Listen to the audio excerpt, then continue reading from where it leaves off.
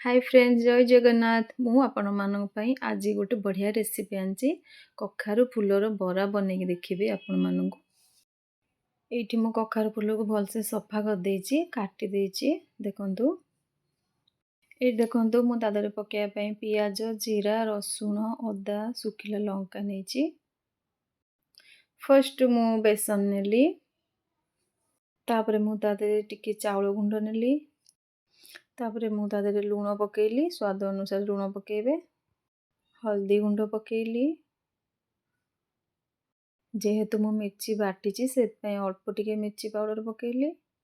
ये देखंतु से सब मसला मु बाटी नेछि तादरे पकेइची एबे मु तादरे टिके पानी देली एबे मु भलरे मिक्स कर दोछि सेटा देखंतु भलरे मु मिक्स कर नेछि एबे मु तावा गरम करनेली तादरे तेल पकेइ देली फूल को गोटा गोटा धरिकी बेसन ने बुड़ेबे काहेकि भांगी जिवो तावारे फूल को रखिदेली फ्राए करिया पई एमती सब जाक गोटे गोटे करी मु रखी नेछि देखंतु केते सुंदर लागुची एठी गोटे साइड मु उल्टे नेबी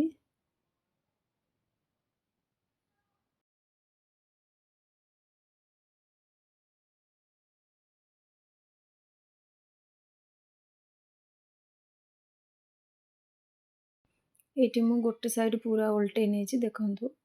ब्राउन कलर हे जाइछि केते सुंदर दिसछि एठी ता ऊपर टिके टिके तेल पकेइ दोछि टिके तेल पकेइले भलसे फ्राई हे जिवो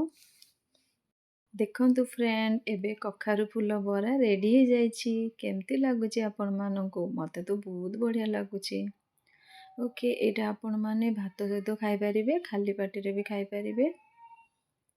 बहुत टेस्टी थाए बहुत मते तो बहुत पसंद